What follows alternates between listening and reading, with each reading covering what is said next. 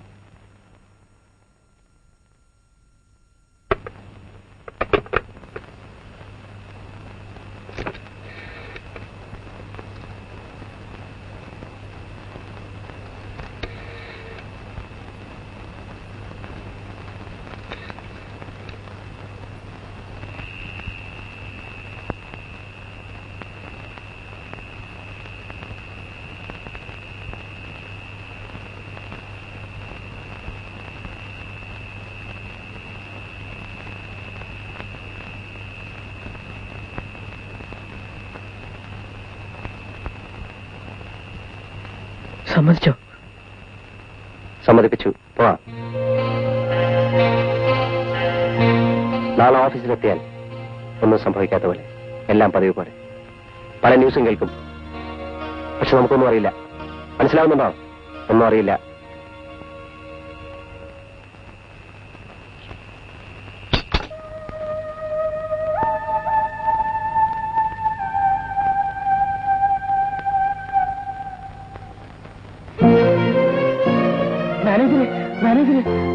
എന്താ തോട്ടപ്പണിക്ക് എന്ന അന്തോണി മാനേജരെ കാണാത്തപ്പോ മാനേജർ മരിച്ചു കിടക്കുന്നു.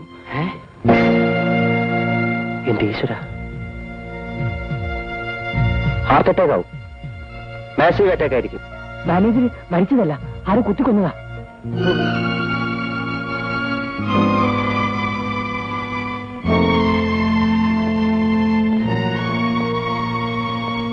ചെറിയ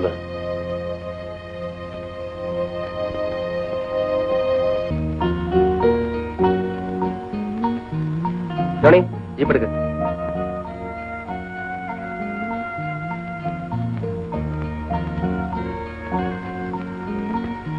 എന്നാലും എന്റെ സാറേ, ഈ കടുങ്കൈ ഉണ്ടായതാ ഭാസ്കർ.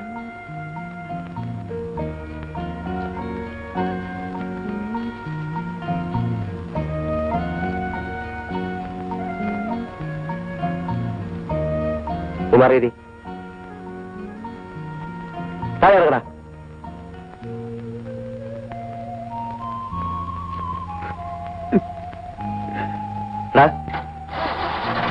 മാനേജർ നിന്റെ തന്തയെന്നല്ലോ ദുഃഖിച്ചു കരയാൻ.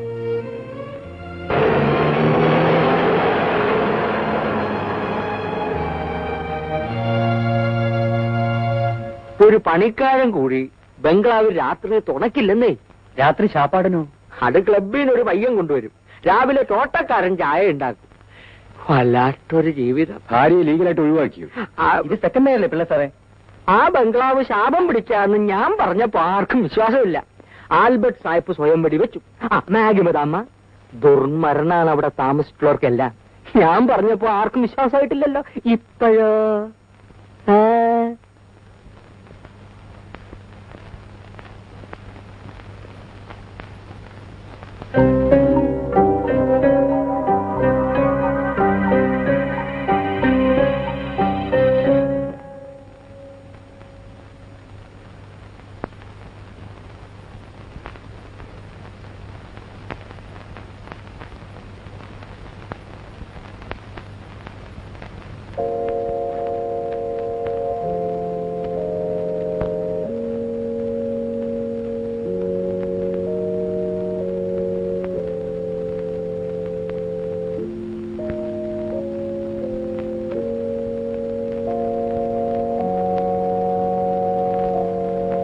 എന്താ ജോണി പതിവില്ലാത്ത സമയത്ത്? ഒന്നുമില്ല അച്ചോ.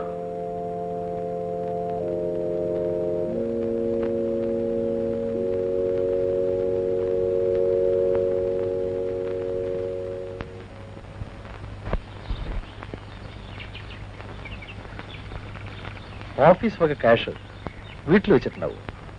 ഇല്ല, ബാങ്കിൽ നിന്ന് ഡ്രോ ചെയ്ത ക്യാഷിന്റെ കണക്കെല്ലാം കൃത്യമാണ്. അക്കൗണ്ടന്റ് നോക്കി. പ്രൈവറ്റ് ആയിട്ട് വല്ല ക്യാഷും വെച്ചിട്ടുണ്ടോ എന്നറിയില്ല. അൽമാര തുറന്നിട്ടില്ല സാർ. അൽമാരയിൽ 1000 ചില്ലം രൂപയുണ്ട്, അത് തൊട്ടിട്ടില്ല. സ്റ്റാഫിലോ വർക്കേഴ്സിലോ പുള്ളിയായിട്ട് വല്ലവർക്കും അലോക്യം, ശത്രുത? ആരുമായിട്ടും വലിയ അടുപ്പമില്ല, പക്ഷേ ശത്രുത.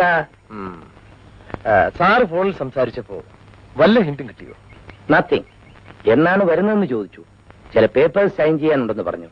Yes sir, no sir, very good sir. ഇതാണ് ഞാൻ സംസാരിക്കുമ്പോൾ പുള്ളിയുടെ ടൈപ്പ്. ഞാൻ ഇവരോടൊക്കെ കുറച്ച് ഫ്രീ ആയി പെരുമാറാൻ നോക്കും. പക്ഷെ മിസ്റ്റർ മേനോൻ വളരെ അകന്നേ നിൽക്കൂ എല്ലാവരുമായിട്ടും. ഫ്രാങ്ക്ലി ഒരു കാരണവും ഞാനതിന് കാണുന്നില്ല. നല്ല മനുഷ്യൻ, റിസർവ്ഡ് ബട്ട് എഫിഷ്യന്റ്.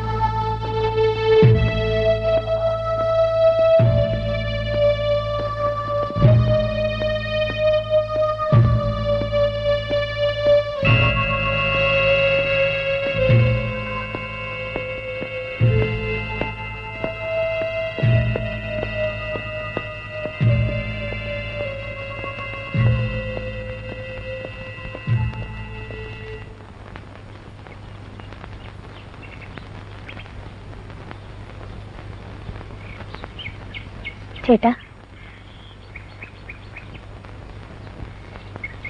നാളെ ചേട്ടൻ വരില്ലേ? നാളെ പണത്തിന്റെ കാര്യം ശരിയായാൽ എനിക്ക് നാളെ. ശരിയായിട്ടില്ല മേരിക്കുട്ടി.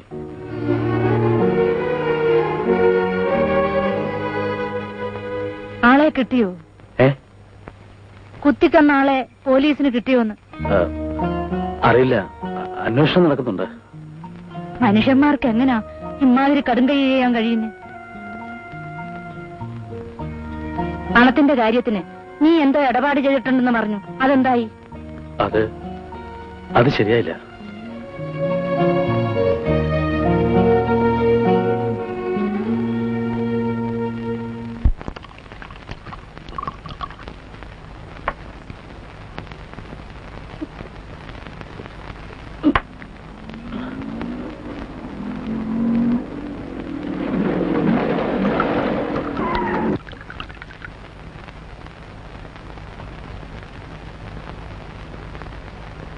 സർക്കാർ സാധനോ അതോ കള്ളമാറ്റോ? ജോലിയില്ലാതെ തെണ്ടിയാലും വേണ്ടില്ലായിരുന്നു. പക്ഷേ ഒരു മനുഷ്യനെ കൊന്നിട്ട് ഒന്നും സംഭവിക്കാതെ പോലെ നടന്നാൽ ഒരാപത്തും വരില്ല. നിങ്ങൾ രണ്ടാളിലൊരാൾ പുറത്തൊരക്ഷരം വേണ്ടിപ്പോയാൽ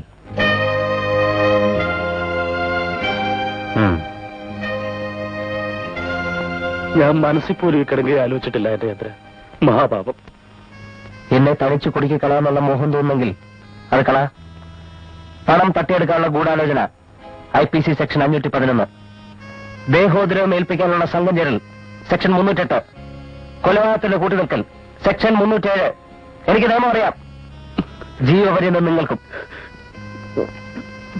എന്റെ ജോണി, നീ അത് ഇത് ആലോചിച്ച് ഇവരുടെ മനസ്സിലുണ്ടാക്കല്ലേ.